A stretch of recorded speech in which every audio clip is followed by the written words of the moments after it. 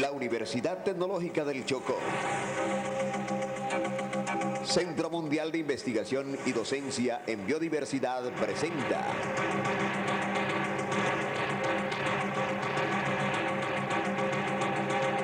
Informes UTC.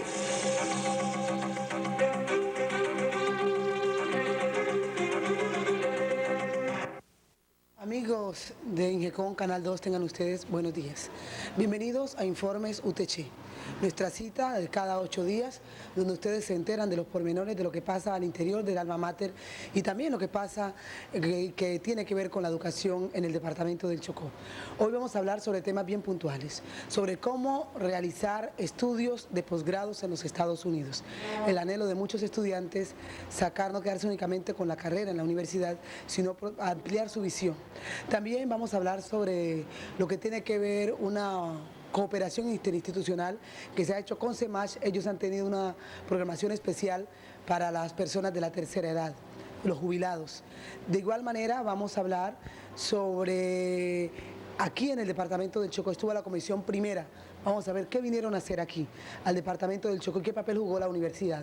También es importante prevenir la enfermedad. Por eso hoy tenemos para ustedes, vamos a hablar sobre cólera y otras cosas importantes que les interesan. No se vayan, quédense quietecitos allí. La Facultad de Humanidades y Artes, a través de su programa de Artes Plásticas y de Arquitectura, informan a todos los interesados en el programa de Artes Plásticas y Arquitectura que las inscripciones están abiertas nuevamente a partir del 13 al 15 de septiembre. Igualmente, las órdenes de matrícula y matrículas ordinarias se abrieron del 16 al 21 de septiembre. Esperamos su pronta colaboración y la asistencia persistente de aquellos estudiantes interesados en ambos programas. Igualmente, el ICETES informa a todos los estudiantes interesados en ambos programas, los programas de Artes Plásticas y de Arquitectura, que ya se aprobaron los créditos respectivos para ambos programas y esperamos la pronta asistencia de estos estudiantes a las instalaciones del ICETES. Para mayor información, dirigirse a la Ciudadela Universitaria en las instalaciones del programa de Artes Plásticas o de Arquitectura.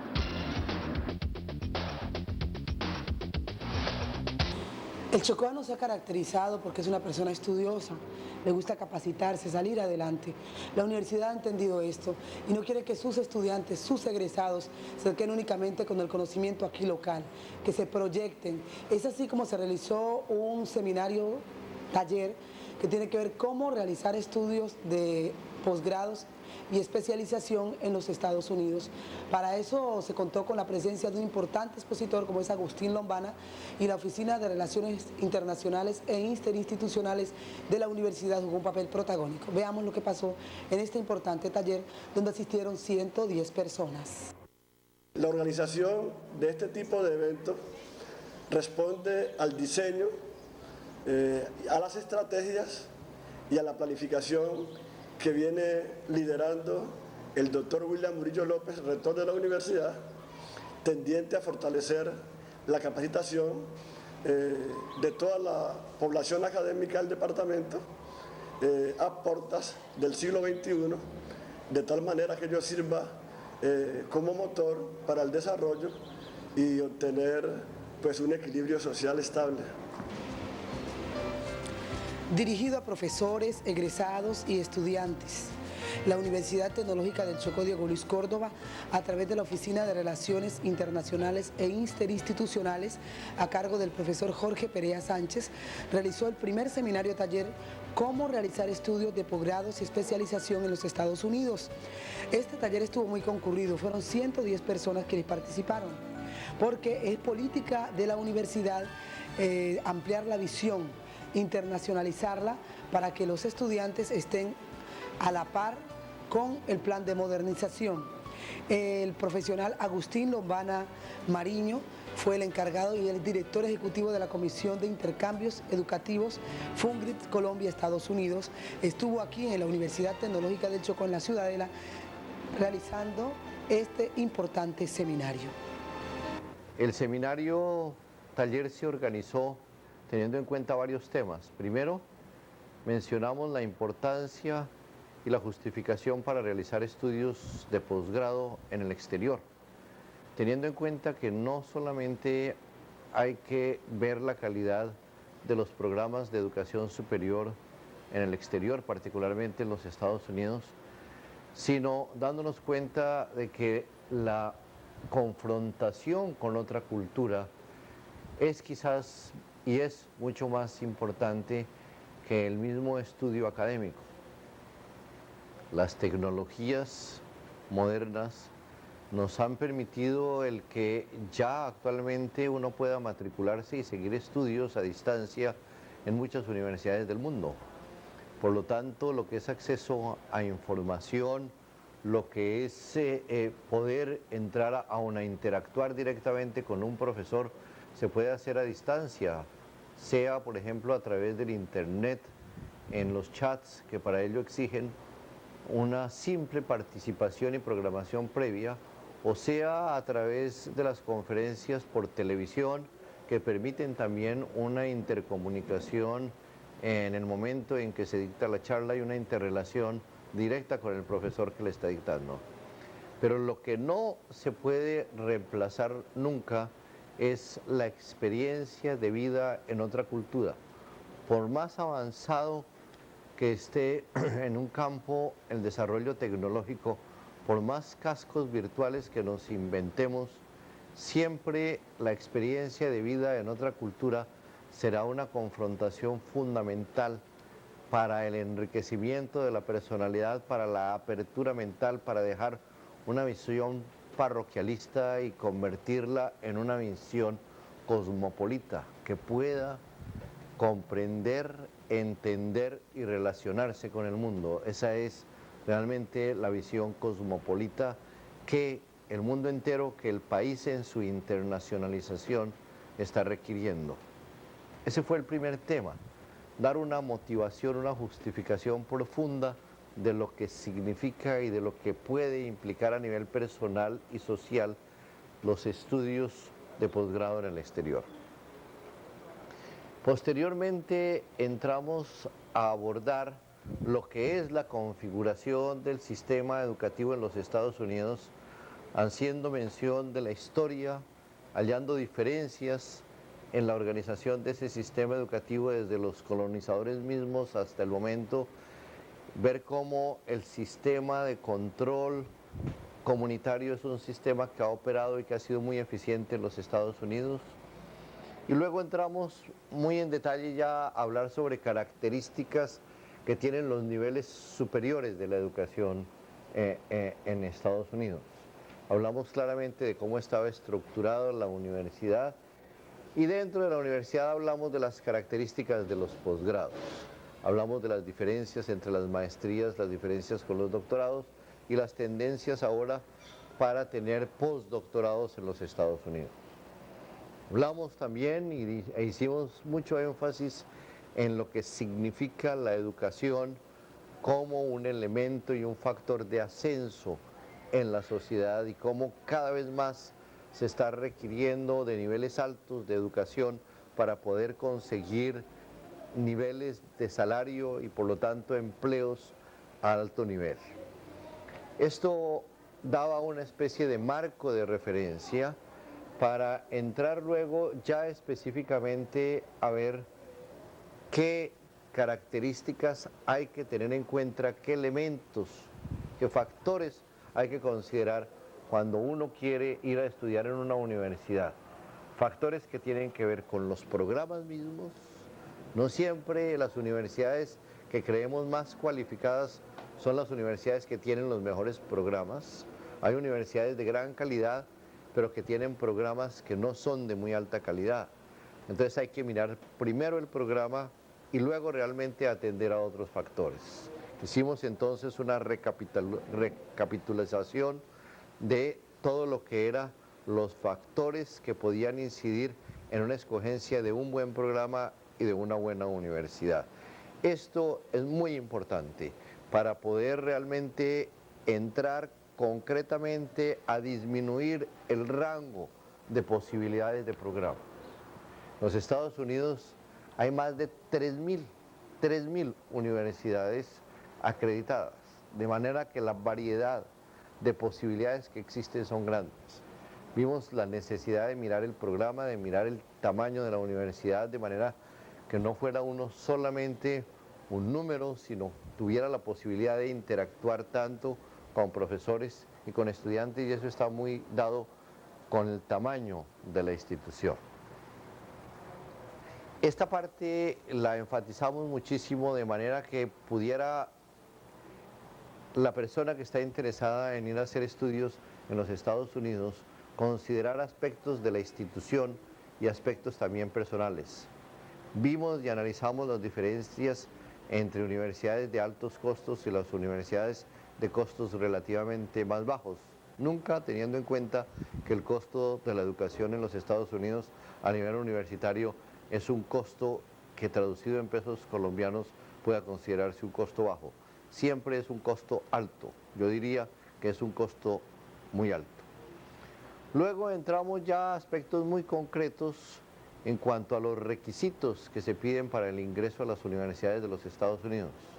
Hablamos del examen TOEFL, que es el examen para ingreso en cualquier universidad que deben tomar todos los estudiantes que quieran ir del extranjero a los Estados Unidos y que se refiere a su nivel de inglés. Esta es una de las barreras mayores que tenemos nosotros, uno de los escollos altos, grandes que tenemos que superar en nuestro país, no solamente en una región como la del Chocó. En todo el país observamos nosotros con mucha preocupación la poca atención que le damos a los estudios de los idiomas, concretamente del inglés, y sabemos que, gústenos o no, el inglés en este momento es una herramienta que se utiliza en cualquier comunicación, en cualquier conferencia. Sabemos que para entrar a manejar el computador, para conectarnos con el internet y navegar en él, tenemos que tener el inglés como una de las herramientas fundamentales. Hablamos también de los otros exámenes. Hablamos de otro examen que es un examen de aptitudes verbales y matemáticas básico, que también se requiere, que tiene como sigla GRE, o Graduate Record Examination, que es un examen también que se requiere, pero este es solamente para ingreso a nivel de posgrado. Y luego, si se quiere ir a estudiar administración o se quiere ir a estudiar finanzas, también hay que entrar a tomar un examen que se llama el GMAT, que es un examen básico de matemáticas. Hicimos mención de la forma como se pueden seguir cursos sin necesidad de ir a otras ciudades, adquiriendo los materiales en un tipo de educación programada que puede ser muy útil y muy ágil.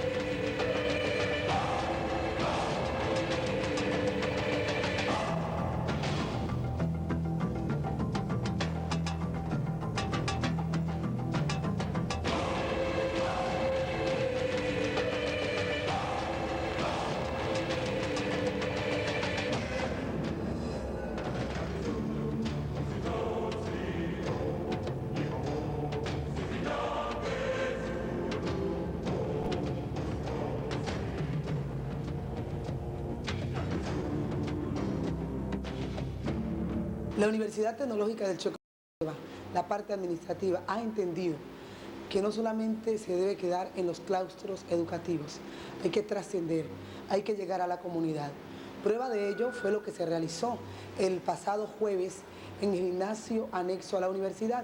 Estuvo aquí, en el departamento del Chocó, la comisión primera de la Cámara de Representantes a hacer una audiencia pública a la reforma del Código Penal y Código de Procedimiento Penal, esto liderado lógicamente por la Facultad de Derecho de la Universidad Tecnológica Diego Luis Córdoba. Les comento que vinieron todos los integrantes, menos uno. El gran ausente fue Antonio Navarro Wolf, pero todos, María Isabel Rueda, cada uno vino a exponer sus puntos de vista. Y lo más importante, también nos acompañó el fiscal general de la Nación, Alfonso Gómez Méndez.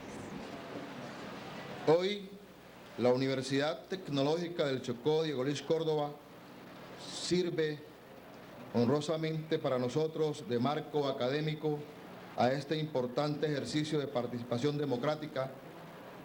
Celebramos el ánimo de abrir y descentralizar el debate de la función legislativa a las regiones y al hombre común.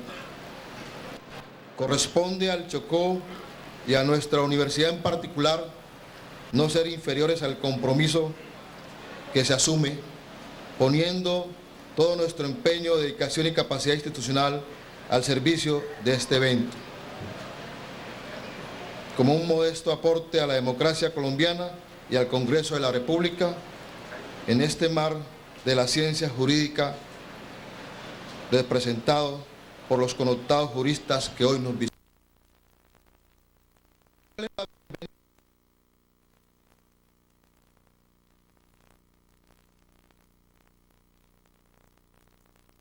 Entera disposición todos los recursos que estén a nuestro alcance para la feliz realización de este evento democrático.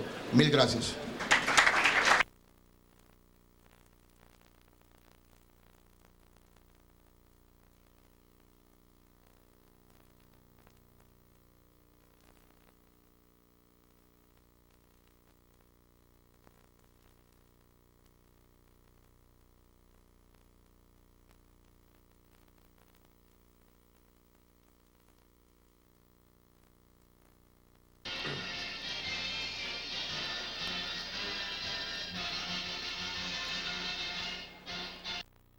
La reforma a los códigos penal y de procedimiento penal,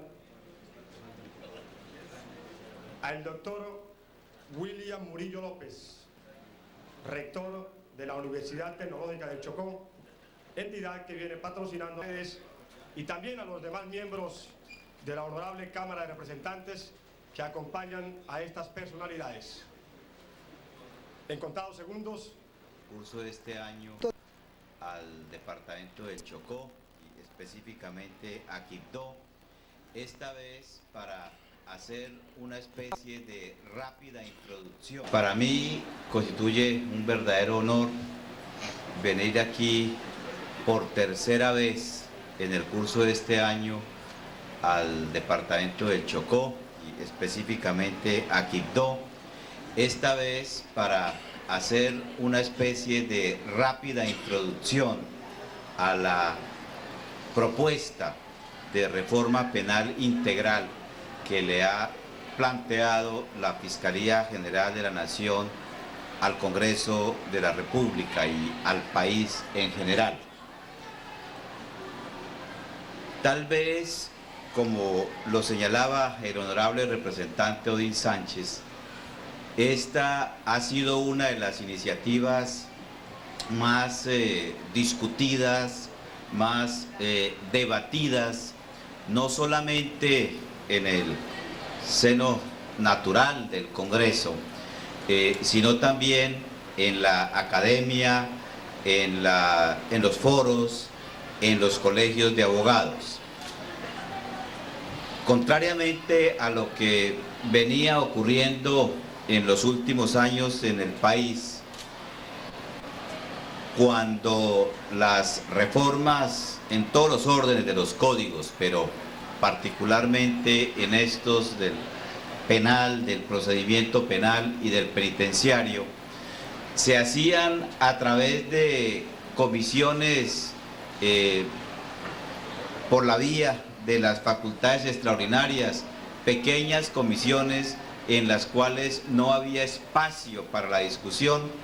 Esta propuesta lleva discutiéndose en el país más o menos durante 2 años y en el Congreso algo más de 1 año. Y evidentemente la propuesta de la Fiscalía ha sido enriquecida, ha sido mejorada, ha sido enmendada por los aportes que se le han hecho tanto en el Senado como en la Cámara, como en los distintos foros que se han organizado. Y naturalmente, por esa misma razón, el proyecto que fue aprobado en el Senado no será seguramente el texto definitivo, porque creemos o queremos escuchar a toda la nación representada desde luego en su Congreso, pero además en estos importantes eventos para que exprese sus opiniones, para que el mundo jurídico del país exprese sus opiniones sobre esta propuesta. ¿Cuál es el origen de esta propuesta? Al tomar posesión del cargo de fiscal general, señalé como una de las dificultades para el manejo del tema crucial de la delincuencia en el país estaba en el hecho de que el país no ha tenido una política criminal seria y estable.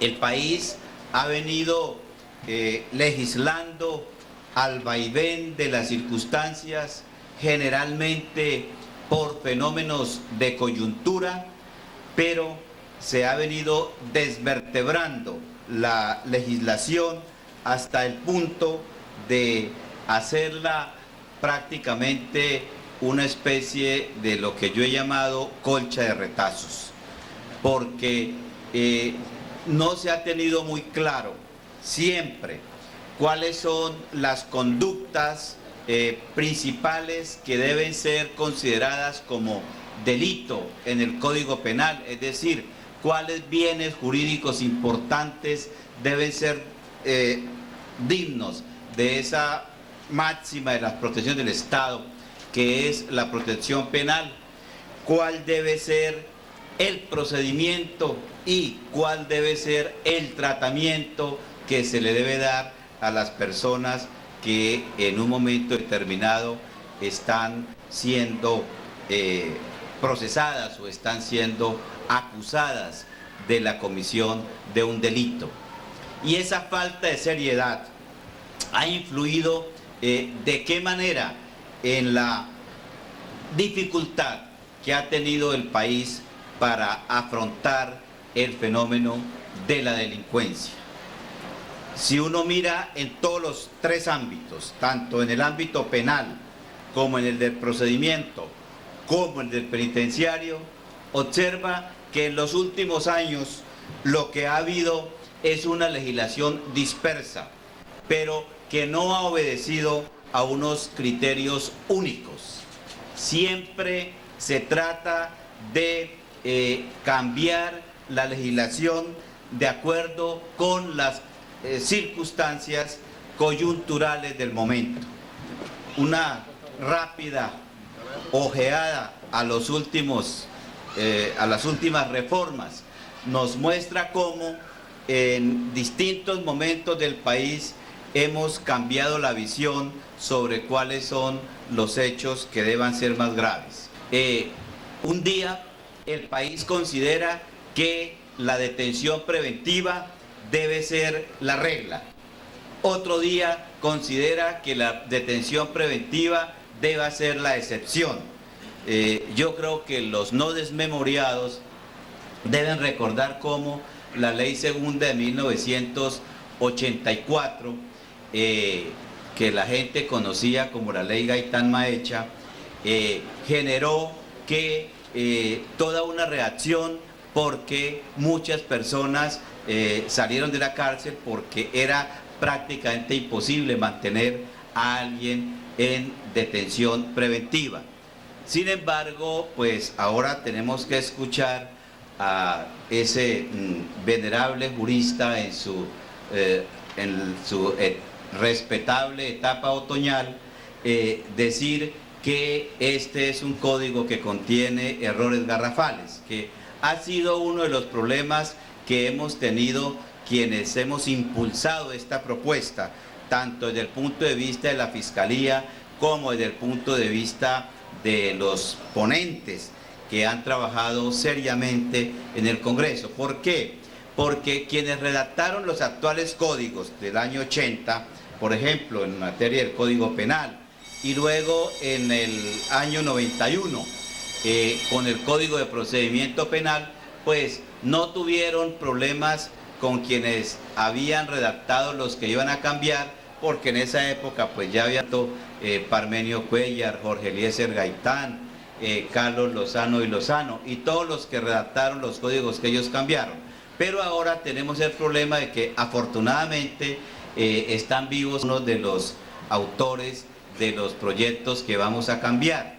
Y entonces, naturalmente, hemos tenido la oposición explicable en todo padre que quiere, que ve que de pronto le pueden cambiar lo que considera ha sido la obra maestra en su vida.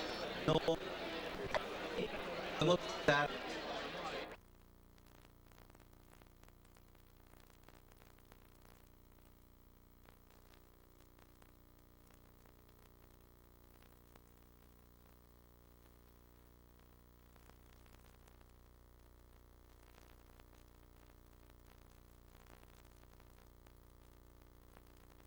después de dictar la sentencia, si el sindicado de estado en detención domiciliaria, no pase luego a cumplir la sanción en la cárcel, sino que siga en la casa. Naturalmente, el problema en algunos casos puede ser para las señoras que no saben qué hacer todo el día con el sindicado en la casa. Pero son soluciones alternativas que permiten conservar la detención preventiva para lo fundamental, para los delitos verdaderamente graves, y en los demás casos que haya realmente una solución distinta, y que se elimine, por ejemplo, como existe ahora, la obligación de resolver la situación jurídica, inclusive en casos en los cuales no se vaya a dictar como medida de aseguramiento, sino la de conminación. Por ejemplo, resolver una situación jurídica para decirle al sindicado: usted desde ahora tiene que portarse bien, no puede consumir bebidas alcohólicas, no puede tener compañeras permanentes, tiene que llegar a la casa temprano, tiene que observar una buena conducta familiar y social, que para esos casos no sea necesario tomar una resolución de la situación jurídica. Y se crea finalmente una especie de intercambio de tecnología para que se pueda, por ejemplo, con otros países, estamos hablando ya de los mecanismos de cooperación, regular lo relativo a entregas vigiladas o a entregas controladas o de intercambio de información. En líneas generales, muy generales, estas son la justificación de las propuestas y la razón de ser de las principales modificaciones. Naturalmente que, como lo decíamos al comienzo, el debate está abierto, el debate continúa, tiene que continuar, y la Fiscalía no considera que esta sea una propuesta que no pueda ser estudiada, que no pueda ser criticada, que no pueda ser debatida. Y estamos seguros que con la realización de foros como el que hoy estamos haciendo aquí en Quibdó, naturalmente la propuesta de la Fiscalía va fortalecida y enriquecida. Muchas gracias. Lo importante aquí, amables televidentes, ustedes van a tener, podamos absolver las dudas o inquietudes que habían. Corresponde entonces la intervención a cargo del doctor Emilio Martínez, expresidente de la Cámara de Representantes, integrante de la Comisión Primera de la Cámara, quien hará el examen de las ponencias son válidas en la medida en que este es un país pluralista. He escuchado a los doctores Mario Rincón y Emilio Martínez hablando sobre uno de los puntos que he expuesto en mi ponencia en relación con la posible incompetencia del señor Fiscal General de la Nación para presentar proyectos de código de procedimiento penal y penal. Realmente, la razón de esta inquietud es que a la luz de la Constitución Nacional y atendiendo sobre todo a lo dispuesto por el artículo 121, que establece que ninguna autoridad del Estado podrá ejercer funciones distintas de las que le atribuyen la Constitución y la ley, he concluido que conforme al artículo 251 de la misma Carta Política, al Fiscal General de la Nación, como bien se ha dicho, se le establece la función de participar en el diseño de la política del Estado en materia criminal y presentar proyectos de ley al respecto.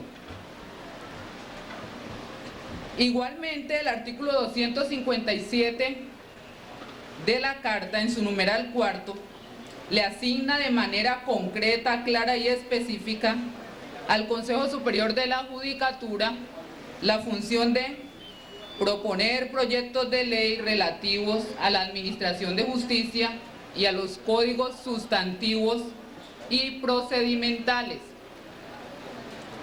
En este sentido, el llamado va dirigido es a que se evalúe esta situación, se analice detalladamente, aunque creo que ya ellos lo han dicho, lo enfocan por el lado de una labor de política criminal directa.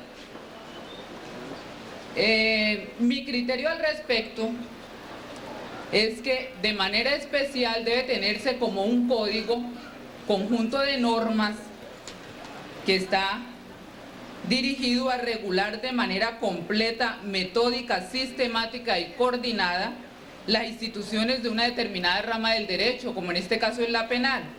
Por lo tanto, creo que en este caso la competencia estaría asignada al Consejo Superior de la Judicatura. En relación con el Código Sustantivo Penal, yo quiero simplemente decirles que hay una conducta nueva que se está presentando muy a menudo en el departamento del Chocó, en sus municipios, en el gobierno central, así como se está presentando en otras partes de Colombia, como en el caso de San Andrés Islas y de otros departamentos, en donde el responsable del manejo presupuestal, el ordenador del gasto, se permite que los bienes de la entidad territorial se lleven al remate y teniendo los fondos para salvar ese bien no lo hace y permite que otra persona haga postura, inclusive llega a hacer posturas irrisorias de los bienes del Estado y pactan por debajo de la mesa con esa persona a fin de que con la bendición del juez se realice la ejecución y felizmente lavan el dinero público. Ese delito no encajaría dentro de los tipos penales con que contamos en el momento. Sería bueno reflexionar, porque no es un peculado, no es una confusión, no se mira nada que sea determinante para encuadrarlo dentro de las conductas que en este momento están consagradas. Entonces sería bueno mirar esta conducta delictiva que está haciendo carrera, cómo se viene a frenar mediante la legislación sustantiva penal. Estudiante de la Facultad de Derecho de la Universidad Diego Luis Córdoba del Chocó, nos preocupa, señor fiscal y honorables representantes, que el Estado colombiano no cuente con una política criminal seria. ¿Cómo se explica que simultáneamente cursen en el Congreso dos reformas al actual Código Penal? Por una parte, con ocasión de la terminación de este milenio, cursa el proyecto de la Ley del Jubileo, que pretende fundamentalmente rebajar en un 50% las penas a los condenados que actualmente purgan sus condenas en las diferentes cárceles del país, y por otra parte se adelanta una reforma al Código Penal que también pretende rebajar las penas sin que hayan cambiado las situaciones sociales del país. Mientras en otros países desarrollados, con una política de empleo coherente, se imponen para los delitos atroces, inclusive la cadena perpetua, aquí en Colombia la rebajamos, señor fiscal general, de 60 años a 40, solo porque el Estado no tiene dónde albergar dignamente a los reclusos y porque carecemos de una política carcelaria que realmente rehabilite o resocialice al condenado. Realmente mi ponencia se refiere de manera concreta a los artículos 203 y 202 y 203, perdón, del proyecto de reforma del Código Penal, que hace alusión al acceso carnal abusivo con menor de 14 años y a actos sexuales con menor de 14 años. Tradicionalmente en Colombia, y así lo ha demostrado las reformas a los códigos penales, se ha establecido que el sujeto pasivo de este comportamiento debe ser menor de 14 años. Realmente que si hacemos un estudio profundo, sociológico y antropológico, nos permitirán demostrar que la calificación del sujeto pasivo en 14 años hoy se divorcia de la realidad. Veamos por qué. El Código Civil admite, en primer lugar, la relación sexual de la mujer a los 12 años y al hombre a los 14, con la única condición de que estén unidos por el matrimonio. Obviamente necesitan el permiso de sus padres, pero si se casan sin el permiso es válido el matrimonio. Este hecho nos demuestra de que frente al Código Civil esta conducta es atípica. Tampoco podemos olvidar que las estadísticas demuestran cómo en los últimos decenios el desarrollo sexual es más precoz.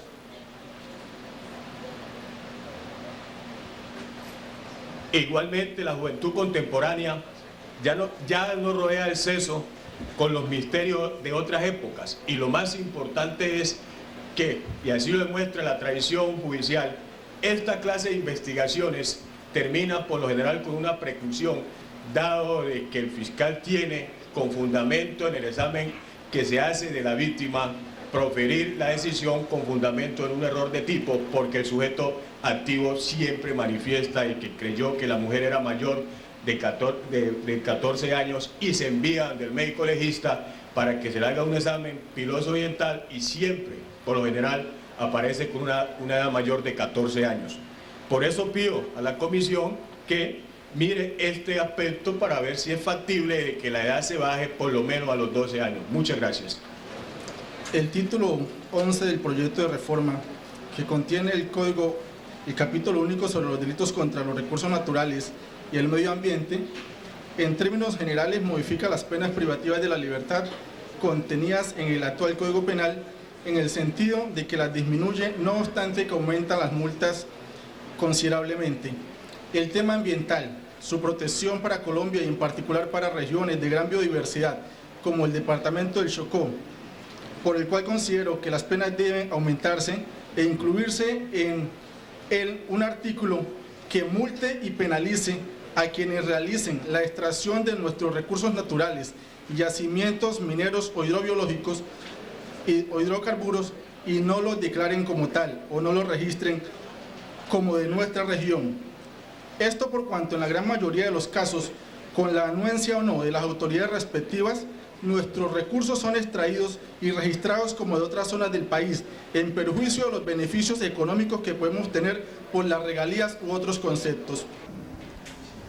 La verdad es que los asistentes y los que participaron, las personas que vinieron de la ciudad de Bogotá, quedaron complacidos, satisfechos de ver las preguntas tan interesantes que la gente del Chocó hizo. Mostraron definitivamente la universidad la otra cara del departamento del Chocó, la parte intelectual que de pronto ellos no conocían. Déjenos imágenes después de imágenes. Perdón. Pero no puedo. Vení.